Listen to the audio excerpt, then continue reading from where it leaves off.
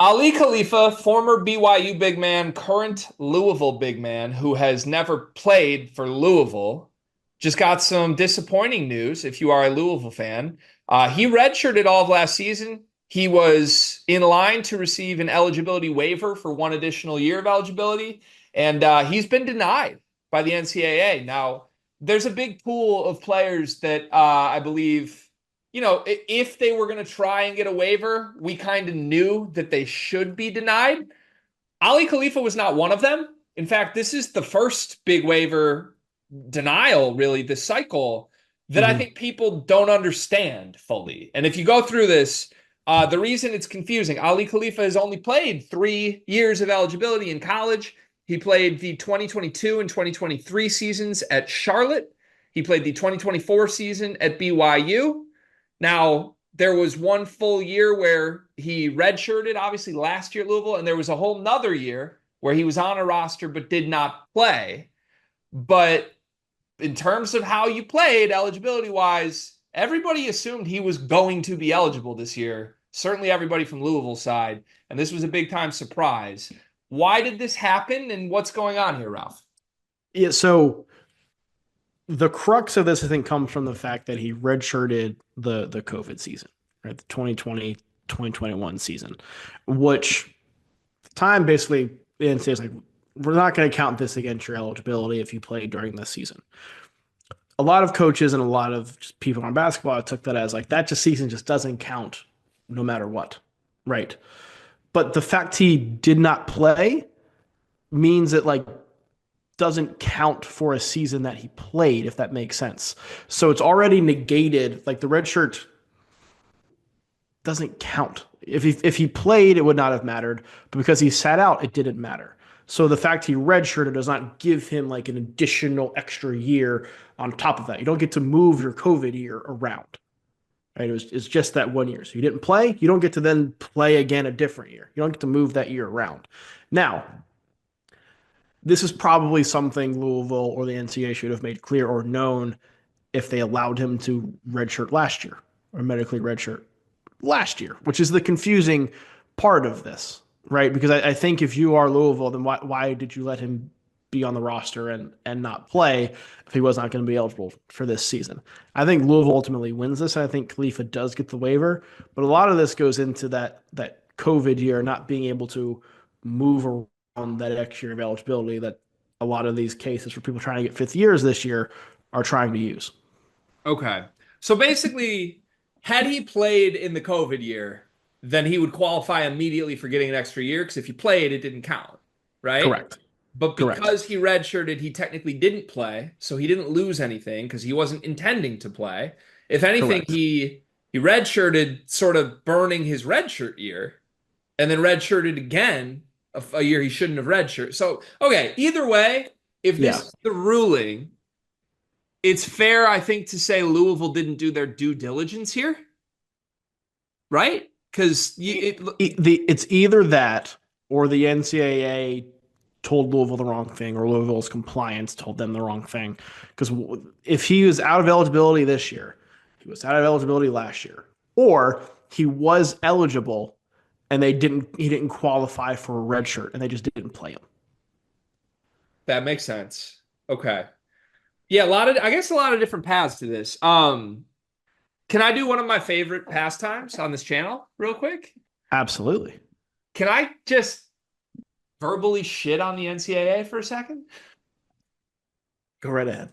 What are we doing here? What are we doing here? You're saying if this kid played games in the year that doesn't count, you would then give him more eligibility. But because he didn't play games, he doesn't deserve more eligibility. Logically, it makes no sense. And I understand, like, you laying it out the way you did. I understand the logic. It's unfair. It's bad. It's not good. It defeats the purpose of what the extra COVID year is supposed to stand for, in my opinion. Um, he was a basketball player who couldn't have played if he wanted to in the COVID or whatever. You know what I mean? Like he could have played, but it wouldn't have mattered. It doesn't count. That's what you're telling me. Why would not playing count if playing doesn't count? That doesn't make any sense to me whatsoever. I feel for Aly Khalifa here. This video is presented by Underdog Fantasy, and they've got a free pick tonight that you're going to want to take advantage of. Anthony Edwards to score over 0.5 points. Ant scores every single playoff game, as far as I know. Card, has he ever not scored? Not since I've been alive, and that's 32 years for those wondering out there. That pick sounds extremely free. Promo code SLEEPERS as a first-time depositor at Underdog Fantasy. You can get up to $1,000 in bonus bets and a free pick. This is the shortest ad read we've ever done. You're welcome. Back to the video.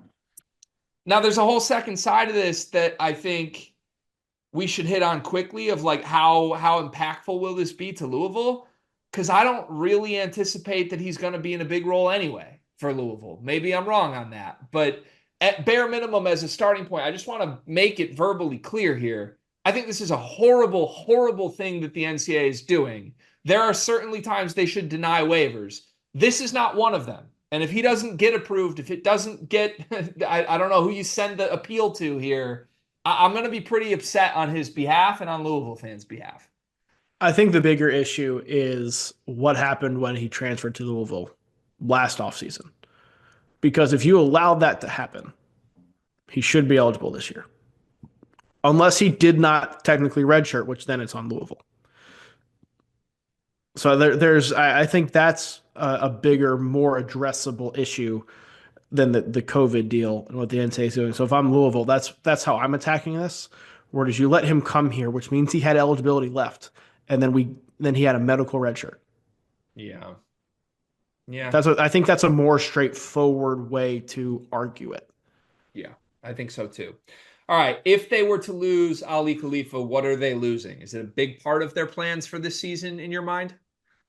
He's not a huge part, but he certainly had a role. He's somebody who's probably going to play 12 to 15, 12 to 18 minutes per game, provide some shooting, provide some secondary playmaking from the front court. Louisville and Pat Kelsey want to play fast. They want to play a lot of guys. They would play a lot of guys last year, had injuries not made them play a shorter rotation than they needed to. Louisville's front court has a lot of question marks. A lot of good players, a lot of question marks. Case Pryor projects to have a pretty big role, perhaps the major role in that front court, but he's coming off of an ACL injury. We don't know how productive and effective and just straight up healthy he's going to be. The German freshman, Frew, they like a lot. But what can you expect from him in his first year college basketball? They're going after another national big man, Vangelis Zugris. I'm sure I butchered that. If they land him, then the blow of Khalifa doesn't matter as much.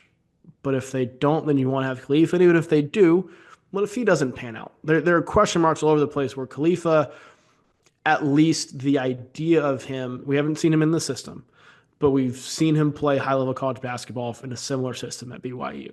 So you knew you were going to get some level of quality production from something of your front court you could rely on.